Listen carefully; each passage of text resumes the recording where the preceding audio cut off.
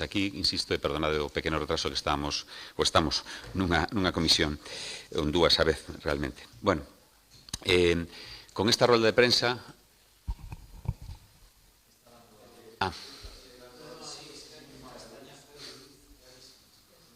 ¿Pero para bien o para mal?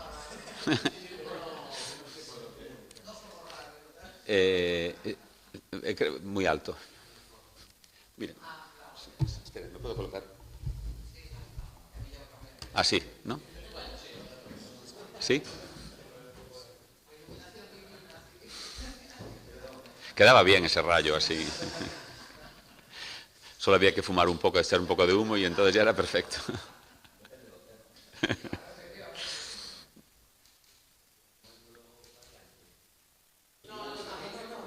¿Está bien ahí? ¿Puedo mover un poco más? ¿No? Sí. ¿Ahí? Perfecto. Bueno, empezo dende o principio. Moi bons días a todos e gracias por asistir a esta habitual rolda de prensa dos venres. Unha rolda de prensa coa que pechamos unha intensa semana de actividade no Parlamento, como sabedes, con dúas sesións plenarias. Unha primeira, na que demos un paso máis na tramitación dos orzamentos na Comunidade Autónoma, os orzamentos para 2026, con ese debate das emendas á totalidade da Lei de Orzamentos e tamén da Lei de Medidas, que, neste caso, o Grupo Parlamento Popular rexeitou esas emendas.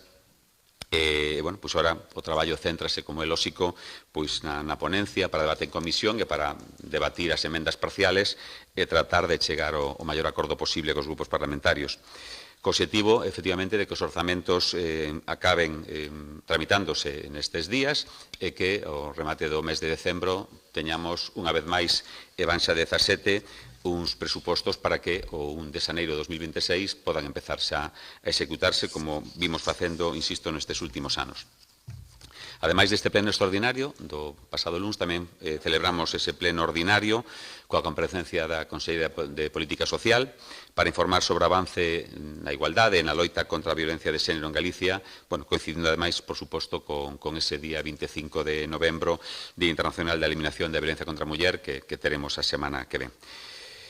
Por ese motivo, precisamente, aprobamos unha iniciativa impulsada polo Grupo Parlamentario Popular. Teño que decir que non contou co apoio de ningún dos grupos da oposición, a través da que lle poñemos deberes, neste caso a Xunta e ao Goberno Central. Uns deberes co obxectivo de mellorar os recursos e os servicios na atención ás mulleres vítimas da violencia de xénero, pero tamén buscando que se corrixan eses erros nos sistemas de protección a mulleres. Por unha banda, fortalecendo o sistema Biogen, que foi debatido xa en varias ocasións neste Parlamento, e recoñecendo que é mellorable, tanto o que había antes como este 2 que están traballando. Por suposto, impulsando o uso de dispositivos telemáticos realmente seguros, e tamén, hai que dicilo, exixindo responsabilidades políticas por eses erros reiterados, denunciados primeiro pola Fiscalía e agora xa polo propio Ministerio, recoñecidos na semana pasada no sistema Cometa de uso das pulseiras. Ademais da celebración destes dous plenos, esta semana tamén temos que lamentar unha cuestión importante que é ver como o Ministerio de Transportes, ao que está ao frente o insigne Óscar Puente, fixo públicas novas decisións que volven a perxudicar directamente todo relacionado co transporte ferroviario en Galicia. Ese Óscar Puente, que hai uns anos dedicábase a darlle bicos ás locomotoras, espero que este ano non o faga novamente, non o leven ao desfile de Reis, neste caso en Vigo, porque, como digo, o que esta semana ten feito con Galicia é algo máis que darlle bicos, non? Por suposto, sin perder a tomadura de pelo que está supoñendo a tramitación no Congreso da proposición de lei de traspaso da AP9 a Galicia, primeiro, como saben, dilatando ata 60 ocasións, 60 prórrogas, ese prazo de presentación de enmendas, a tramitación desta iniciativa que fora aprobada, recordo, de xeito unánime no Parlamento galego.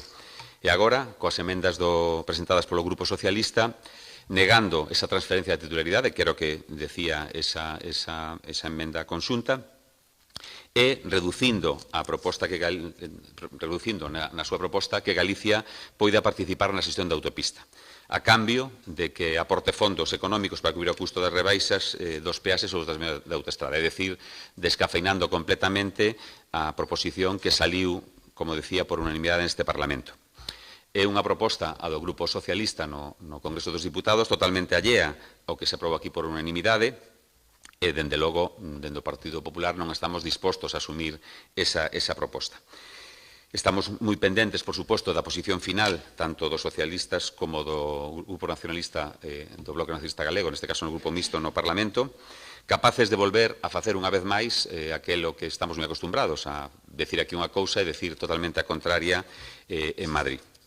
Pero, como decía, esta semana o señor Puente, ademais de manter esta liña xa continuista co traspaso da P9, pois foi protagonista de dúas novas que nós consideramos que son moi importantes e que agrandan aínda máis esa condición de besta negra que podíamos decir que ten para todo relacionado co transporte en Galicia.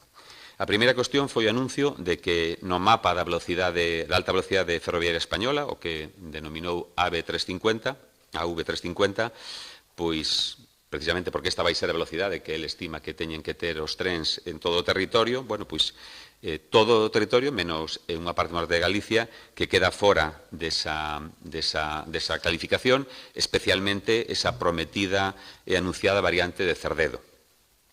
Esta variante, como vostedes ben saben, posibilitaría o enlace directo entre a cidade olívica e Ourense para chegar a Madrid, pasando por Pontevedra. Unha obra da que se autoloou o alcalde de Vigo e que agora ve como o seu goberno, co ministro Puente, ese da caravana de Reis de hai un par de anos, decía, volve a deixar fora a esa variante. Bueno, o alcalde de Vigo se afixo o número estes días, dicindo que, por suposto, iba a tomar medidas, pero, ao fin e ao cabo, volve a ser unha nova vergoña e unha nova constatación do peso que o alcalde de Vigo ten nas decisións en xeral e, en particular, nas de transporte ferroviario.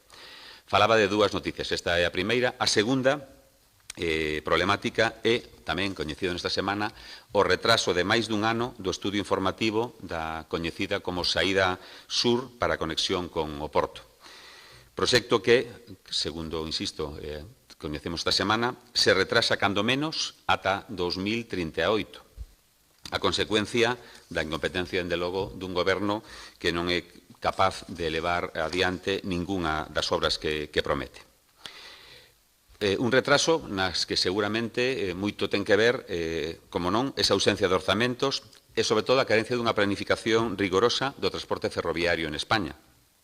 Pero, por suposto, sempre lle quedará ao goberno español a excusa de decir que non ve interés no goberno portugués. Bueno, estamos acostumbrados a ver como o goberno portugués sí que fai unha aposta decidida por esa liña de conexión Lisboa a Coruña. Teño que recordar que ese é o que sempre dio o goberno portugués, que na reunión de Faro, na cimeira de Faro, hai un ano e medio, o goberno portugués dixo claramente que a súa aposta era esa liña, incluso antes que a liña por Extremadura. Nos non entramos a decir cal ten que ir antes, o que si queremos é que a liña Lisboa a Coruña este canto antes, e o goberno portugués comprometíase a traballar no entorno do ano 2030. Bueno, pois este retraso que, como dicía, tuvimos coñecemento esta semana, fainos pensar no ano 2038 como data posible para que esta parte española pudera estar disposta. En definitiva, como digo, pois unha situación nada deseable e que confirma o que o Partido Popular leva tempo dicindo, que o Goberno de España non aposta por esta liña. O Partido Popular, ademais, xa amosou a súa preocupación con este novo retraso e xa pediu, neste caso no foro do Corredor Atlántico celebrado en Bruxelas, o apoio do Executivo Comunitario para que non se relegue esta conexión de Galicia con Portugal, excepción que é fundamental, esencial, para vertebrar toda a fachada atlántica da Unión Europea. Ademais, por suposto, de reclamar o cumprimento dos prazos e investimentos previstos no Corredor Atlántico. Pero que Galicia sofre desde hai moito tempo esas deficientes infraestructuras ferroviarias que privan aos galegos dun transporte que cada día atrae a un maior número de usuarios, como estamos a ver. E, ademais, que encaixa perfectamente co todo o asunto da transición ecolóxica, o cambio climático. Hai que apostar fundamentalmente polo tren, e o que estamos a ver, insisto, semana tras semana, mes tras mes, ano tras ano, pois ese escaso apoio a este medio de transporte en Galicia. O mellor dos exemplos é o nefasto estado das vías de tren existentes en Galicia, que vivimos esta pasada semana, o sábado, co descarrilemento, unha vez máis, dun tren de mercadorías en As Neves, na coñecida liña do Miño entre Ourense e Vigo. Unha infraestructura que precisa de máis de 265 millóns de euros para renovar e modernizarse, pero que o goberno de Pedro Sánchez ten contratado até agora menos do 40% desa infraestructura, e o que é o peor, non hai unha data de inicio desas obras, polo menos ata 2028. A pésima situación do transporte ferroviario en Galicia tamén ocupou espacio no pleno celebrado esta semana, do que falaba ao principio, onde se aprobou unha declaración institucional baseada nas demandas do Foro Cidadán polo Ferrocarril, que recolle necesidades urxentes do transporte ferroviario, neste caso nas comarcas de Ferrolterra, Eume e Ortegal. En resumo, nesa declaración, insisto, institucional, polo tanto, coa unanimidade de todos os grupos parlamentarios, instas ao Goberno de Estado a restituir as frecuencias de horarios entre Ferrol e A Coruña que existían hasta o pasado 9 de xuño. Tamén, ao tempo, se lle pide que inicie este ano a modernización da liña ferroviaria Ferrol-Betanzos-A Coruña e dos servizos de proximidade entre Ferrol e Ortigueira. E tamén se solicita, por suposto, a integración do porto exterior e interior, neste caso, na rede básica transeuropea de transporte para un maior desenvolvemento industrial e económico destas comarcas.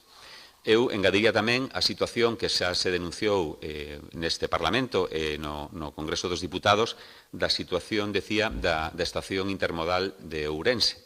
Unha estación de tren donde o aparcamento licitado e concesionado pola propia DIF e polo Ministerio ten ahora mesmo un número importante das súas plazas hurtadas aos usuarios do tren, os usuarios ordinarios do tren, e destinadas ás empresas de alugueiro de vehículos. Un entra no aparcamento, si pode, e o que se topa é pois máis de 36 plazas ocupadas por vehículos de alugueiro, que teñen que estar en el sitio, por suposto, pero creemos que hai outros sitios para telas e non nese aparcamento, porque o que leva a final é que ese aparcamento chegue a estar completo antes do previsto e moitos usuarios do tren que van hasta Ourense para coller ali a alta velocidade, pois se topan que de repente chegan media hora antes ao tren ou unha hora antes e non teñen onde meter o coche e, bueno, pois isto seguramente fai que novamente ao uso da alta velocidade, en este caso desde Ourense a Madrid,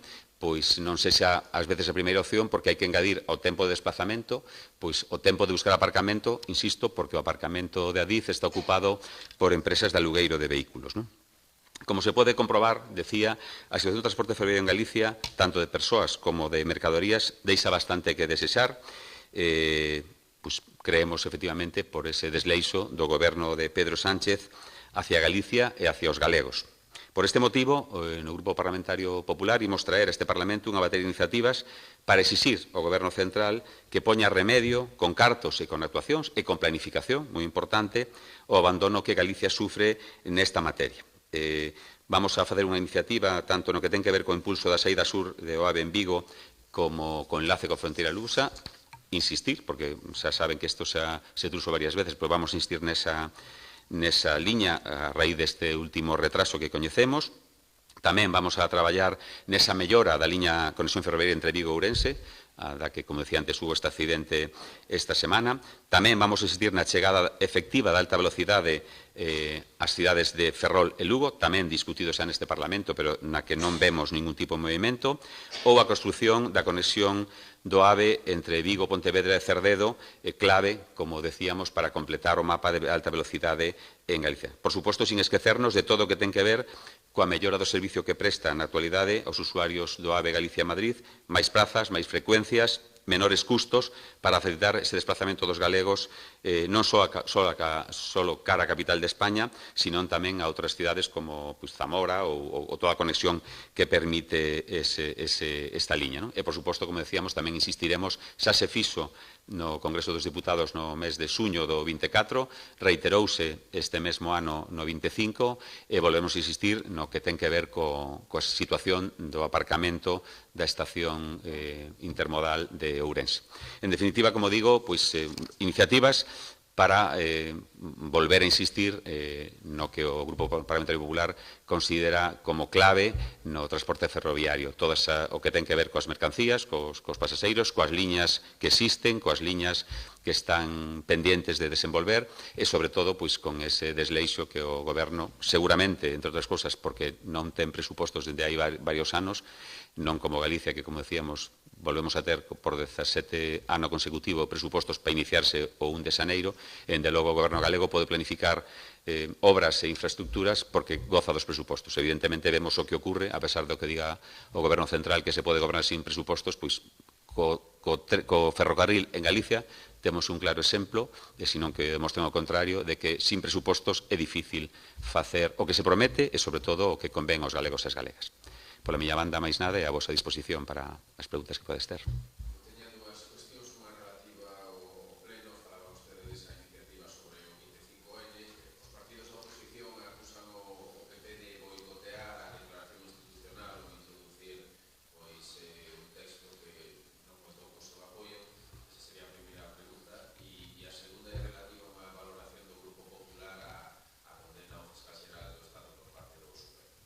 Ben, respecto á iniciativa, como decía eu, xa o comentaba, non? Que nos levamos unha iniciativa para tratar de reforzar o compromiso do Parlamento galego co todo o que ten que ver coas medidas para reducir a violencia de xénero.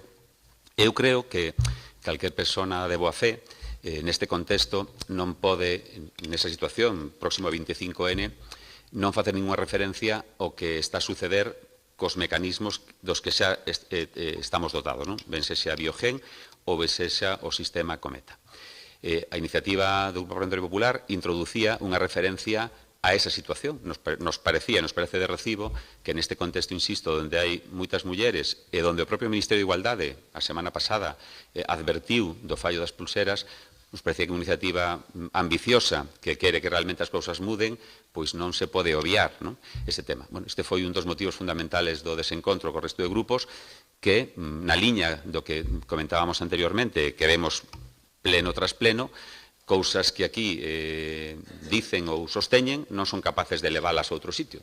Eu decía unha compañeira, non son deputada estes días, que pasaría se o tema das pulseiras lle ocurrira a un goberno do Partido Popular, non? Que estaría facendo o Partido Socialista ou o Bloque Nacionalista Galego se se dá esa circunstancia? Bueno, pois neste caso non é do Grupo Parlamentario Popular, o goberno é do Partido Socialista, pero nós non vamos a deixar por eso de denunciar a situación das pulseiras tamén en Galicia, pero en todo o Estado. Daí que houbera esa diferencia, cousa por outra parte lóxica e que sucede con moita frecuencia. E respecto á sentencia, bueno, eu creo que onte foi un día, por unha banda, para estar contentos porque o sistema judicial, a pesares do empeño de algúns en que non funcione ou arroxar sospeitas sobre el, pois funciona, non? Funciona porque un ciudadano calquera pois sabe que a pesares do que o executivo, neste caso o goberno, poida querer facer, pois sempre hai órganos judiciais que están por riba desas intencións e acaban pois protexendo os ciudadanos. Eu creo que é unha medida, é unha situación para estar contentos de que sempre este ese recurso judicial, neste caso, nada máis e nada menos que o Supremo.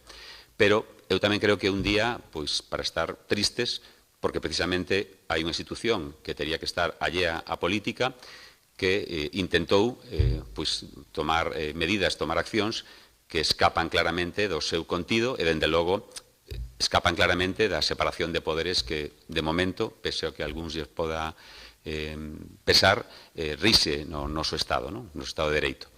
Creo que o dereito á defensa non argumentado polo Partido Popular, sino por o Colexio de Abogados, por exemplo, da Comunidade de Madrid, pois quedou garantido coa sentencia, non? Entonces, bueno, pois eu creo que un día, insisto, é a primeira vez que se xuzga a un fiscal xeral, é a primeira vez que se condena. Eu creo que debíamos estar, por unha banda, insisto, tristes porque isto suceda, pero por outra banda, pois alegres porque ao final a xusticia mantén a súa independencia da política como se veu na propia sentencia.